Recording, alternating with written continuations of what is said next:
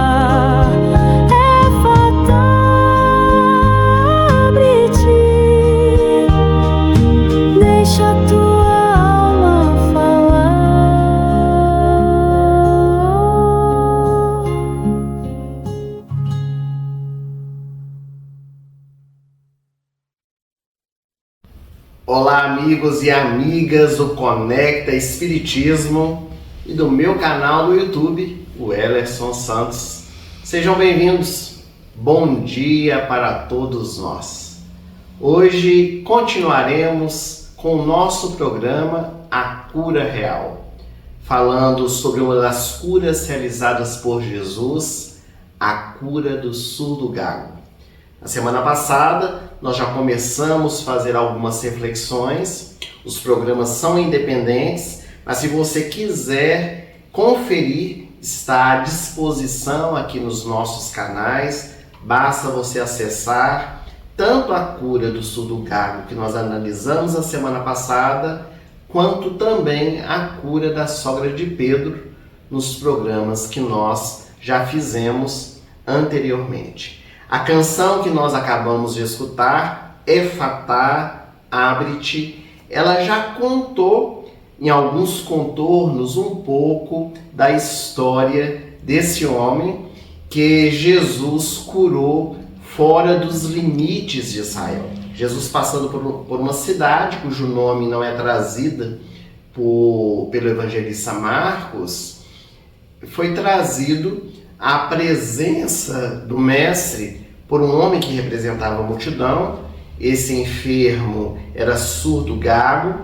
Eles pediram para que Jesus pudesse impor as suas mãos sobre ele e curá-lo, e Jesus, em silêncio, tomou a mão daquele homem, o retirou do meio da multidão e longe de todos, Jesus colocou a mão nas orelhas do enfermo, depois tomou da sua saliva, colocou na língua do necessitado e, olhando para os céus, gemendo, disse: Efatá, abre-te. E naquele instante os ouvidos se abriram, ele falou corretamente e Jesus proibiu tanto o homem quanto as pessoas de comentarem o que havia acontecido. Mas todos maravilhados falavam insistentemente a respeito do assunto, inclusive o próprio curado, e o povo entendia que as profecias de Isaías haviam se cumprido, porque o surdo escutou e o gago falou corretamente. Nós hoje vamos tentar compreender mais um pouco em essência essa cura realizada pelo meigo Rabi. Aquele homem trazido à presença de Jesus, além de ser surdo, e surdez não é doença, é uma deficiência, ele era também gago. A mudez ou a gagueira é considerado enfermidade, é uma doença. Está no CID-10, Código Internacional de Doenças. A gagueira, ela é caracterizada pela repetição de sons, de fonemas, de letras ou palavras.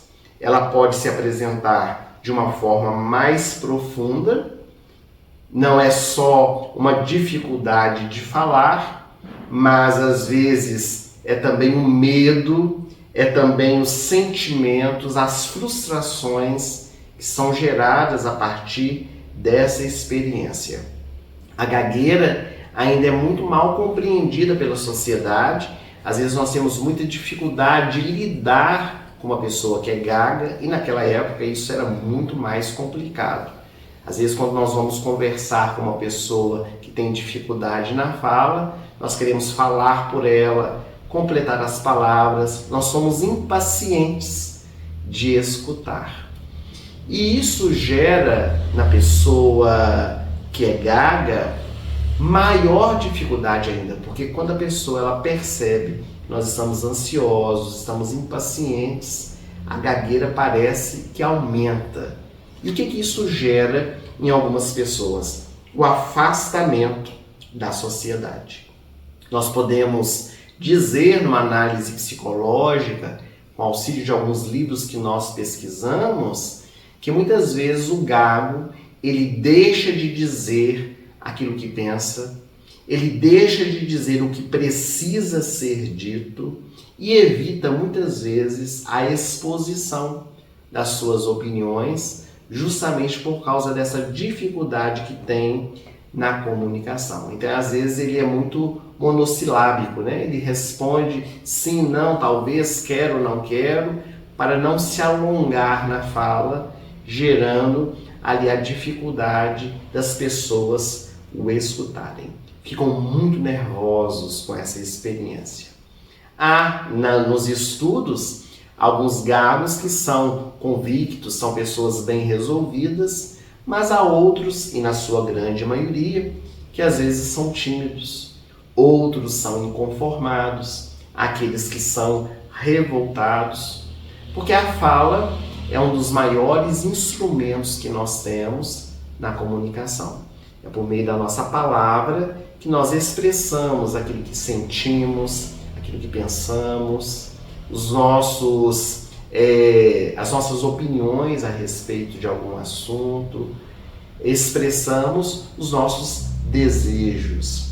E espiritualmente, a gagueira ou a mudez, ela se manifesta na nossa vida por uma série de fatores. A doutrina espírita, ela nos ajuda a compreender isso, falando que às vezes essa experiência ocorre por causa do mau uso da nossa fala, o comprometimento que temos no nosso aparelho fonador, que se apresenta naquela experiência reencarnatória como um mecanismo de aprendizado. Às vezes também a gagueira ou mudez, ela pode se apresentar por uma questão de prova. O Espírito solicita passar por aquela situação para o seu crescimento espiritual.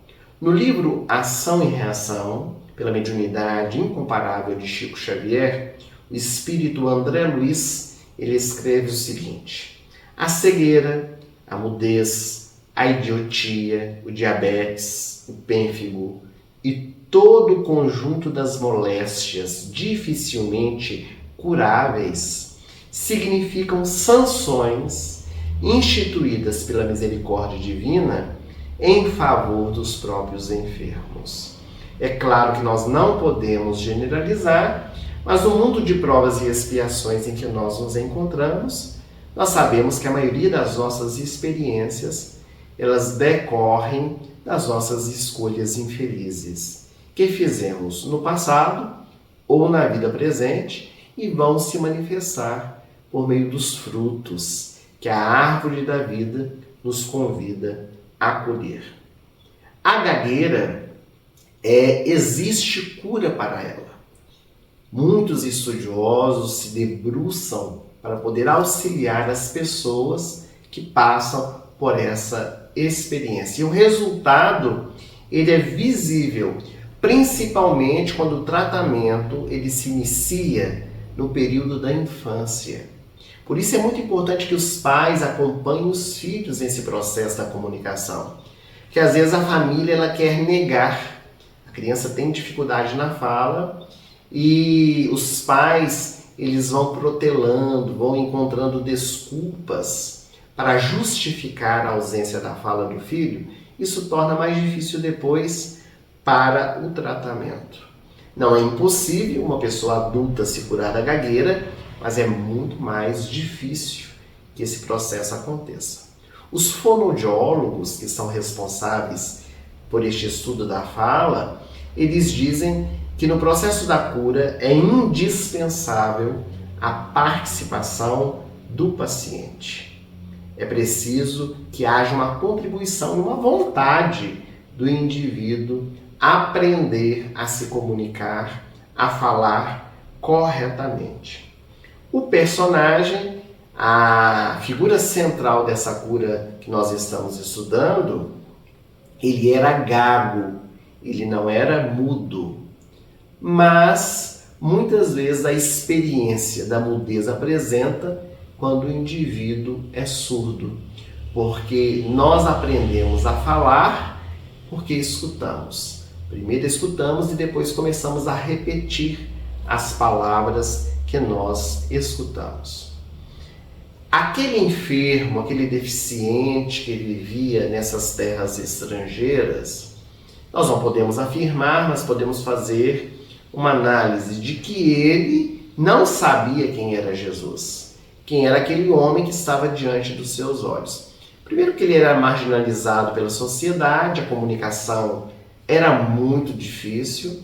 Então, ele viu a movimentação, viu as pessoas ali todas juntas, mas ele não compreendia bem quem era aquele judeu, aquele nazareno que estava diante dos seus olhos.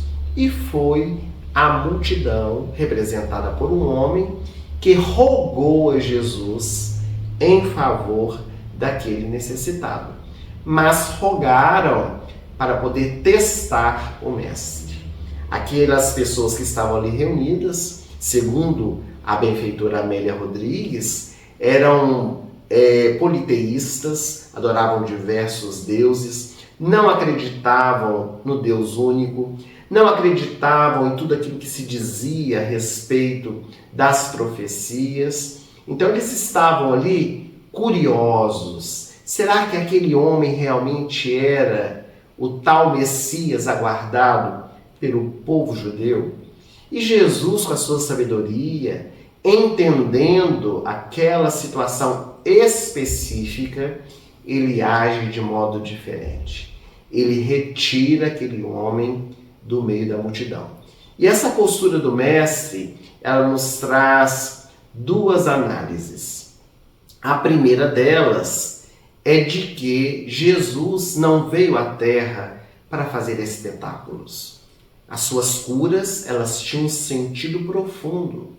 Em O Livro dos Médiuns, Allan Kardec nos fala a respeito disso, que a mediunidade ela não deve ser levada aos palcos das feiras, aos teatros, para ser vista e aplaudida.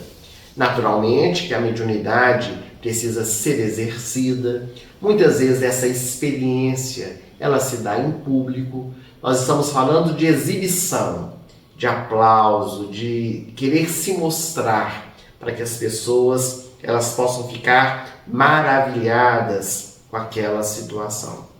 Jesus, por diversas vezes, e as páginas do Evangelho narram, ele realizou curas em público.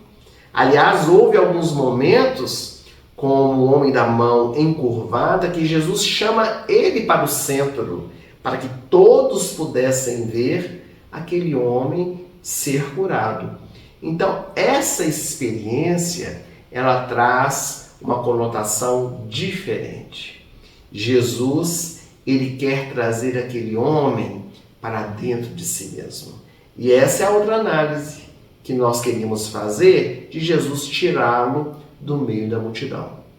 Muitas vezes a nossa jornada é preciso que nós busquemos esse ambiente de recolhimento íntimo, de busca de estar conosco mesmo, no autodescobrimento, no autoconhecimento, estar a sós com Jesus, longe de todos, é uma grande oportunidade de aprendizado, de reflexão, de meditação.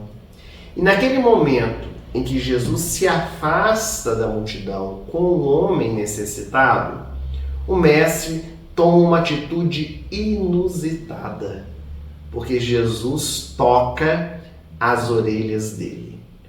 Poucas foram as curas que Jesus tocou alguém. Jesus curava olhando, Jesus curava impondo as suas mãos. Houve até a mulher hemorroísta, em que foi ela quem retirou de Jesus as vibrações, mas neste caso, Jesus tocou o surdo gago. A doutrina espírita nos ensina que no processo das curas espirituais não é necessário e nem é conveniente que o médium curador toque o paciente. Esse processo ele pode ser feito através do manejo dos fluidos. Mas Jesus aqui, especificamente nessa cura, ele estava utilizando há 2000 anos de algo que somente mais tarde a ciência iria estudar e descobrir, a linguagem dos sinais. Jesus quer criar uma empatia com aquele homem que não podia entender o que estava acontecendo, que não podia escutar.